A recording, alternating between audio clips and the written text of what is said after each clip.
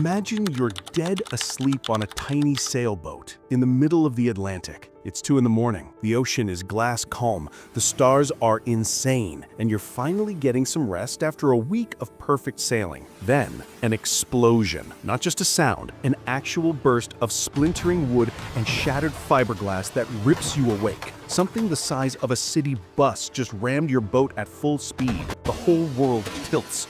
Water roars in like a broken dam, swallowing everything you own. 90 seconds, that's all you have. 90 seconds to realize your entire life is sinking. Grab whatever you can and jump into a rubber raft the size of a kitchen table. Your boat disappears forever into a black pit of ocean. You surface, coughing, clinging to a knife and 3 liters of water. Sharks are already circling like shadows with teeth. The nearest land is 1,800 miles away. Experts say you'll be dead in a week. Steven Callahan lived 76 days. Welcome back to Phantom Archived. If this is your first time here, hit subscribe right now and buckle up, because what you're about to hear actually happened, and it's going to wreck you in the best way possible. This is not fiction. This is human endurance stretched past the breaking point, stitched together by willpower so insane it shouldn't exist. Steven Callahan wasn't some crazy adrenaline junkie. He was 30, a naval architect who designed boats for a living. He built his 21-foot sloop, Napoleon Solo, with his own hands. Every plank, every sail, every screw, every fingerprint of hope embedded in the hull. This wasn't a vacation. He was racing solo in the Mini Transat 650, one of the most brutal ocean races on the planet. 4,000 miles. No support boats, no stops, no second chances. Just you and the sea trying to kill you in 100 different creative ways. He'd already crossed the Atlantic once before. He thought he understood it. He thought he was ready. He wasn't. Night 7 of the race, February 4th, 1982. Steven's asleep below deck when the world ends. A sperm whale, probably asleep itself, collides with the hull at 10 knots. The entire port side caves in like it's made of cardboard dipped in salt water.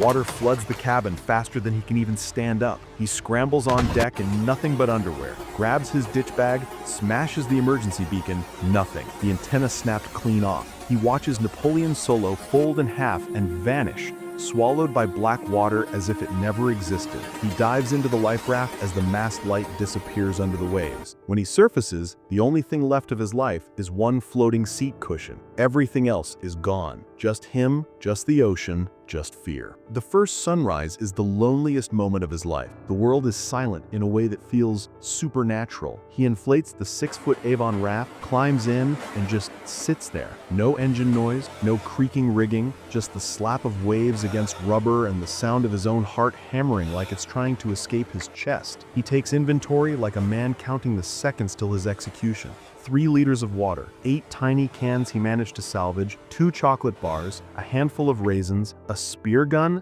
a fishing kit, 2 solar stills that look like weird plastic umbrellas, 1 pencil, a few soggy pages, and 1 paperback that's about to become more valuable than gold. Sea Survival by Dougal Robertson. A book becomes his lifeline. Day 3.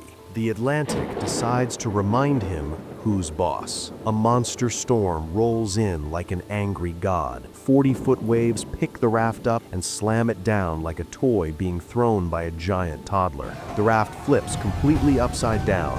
Once, twice, 3 times. Steven is hanging on to the lifeline with everything he has.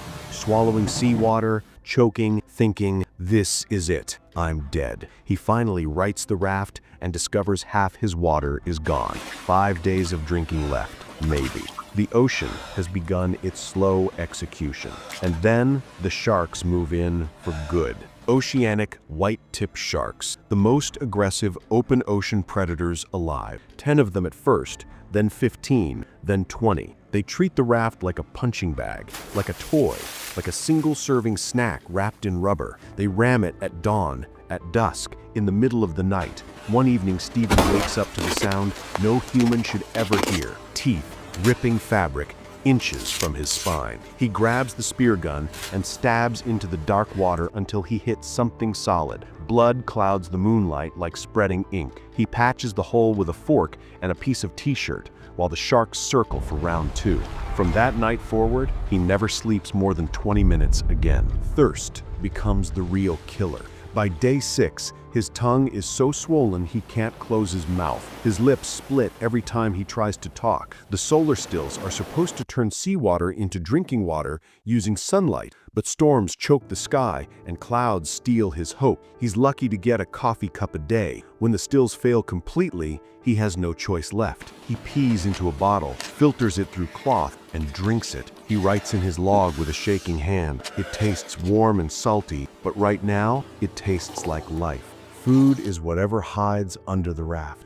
Big Dorado uses his shadow for shade. He spears them, slices them open raw, and drinks the spinal fluid like it's the sweetest orange juice on earth. He eats the eyeballs first. They're mostly water. He hangs strips of meat on the canopy to dry in the sun.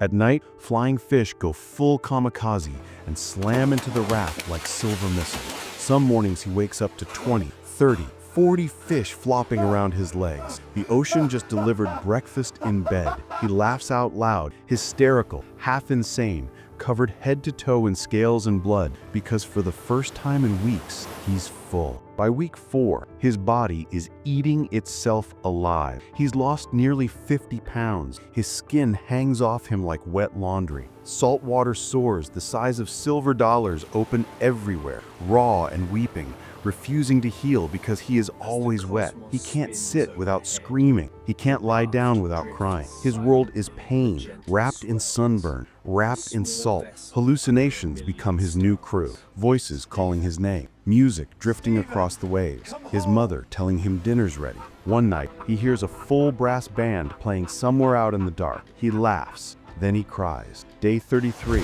a miracle appears. A massive cargo ship, lights blazing like a floating city. Steven's heart nearly explodes. He fires every flare he has left. Red stars arc across the sky. He screams until his voice rips apart. The ship sails straight past, doesn't even slow down. He collapses and sobs, raw, broken, animal tears. But Steven never quits. He patches new holes with forks, safety pins, scraps of shirt. He navigates by the stars when clouds allow it. He sings Bruce Springsteen in sea shanties just to keep his mind from fracturing. He names the biggest shark Big Guy and yells at him every morning like they're roommates who hate each other but can't move out. Day 43, the greatest night of his life. Over 100 flying fish rain into the raft. He eats until his stomach, shrunken and starving, actually hurts for the first time in weeks. He laughs so hard he cries again, but this time, they're happy tears. The raft itself is dying. The seams soften, the air chambers sag. Every morning he pumps frantically just to stay alive. He knows he's living on borrowed time, time that is running out.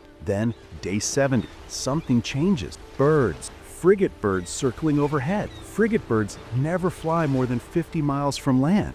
Hope hits him harder than any wave ever could. He starts paddling west with his bare hands until his palms split open and bleed. Day 76, April 21, 1982. Local fishermen off Marie Galante in the Caribbean are pulling nets when they spot an orange dot surrounded by sharks. They think it's trash. Then a walking skeleton stands up and waves a flare with the last molecules of strength in his body. They haul Steven aboard. He weighs 93 pounds. Doctors say he was hours, maybe minutes, from total organ failure. He spends 6 weeks in the hospital learning how to walk again. He keeps that raft. It sits in a museum now, so people can look at it and understand what human will truly looks like. His daily log became his book, Adrift, 76 Days Lost at Sea, still the Bible for ocean survival. The solar stills he redesigned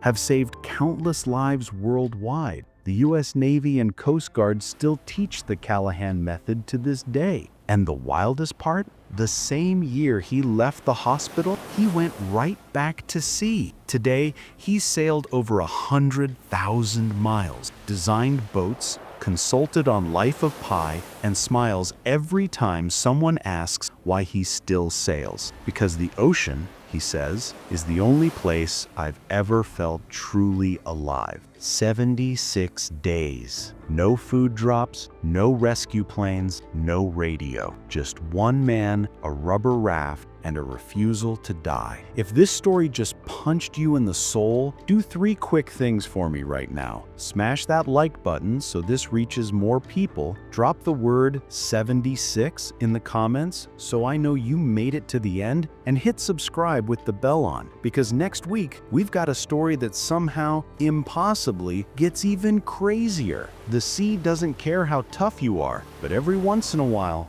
one stubborn human soul cares more. See you in the next one, friends. Stay unsinkable.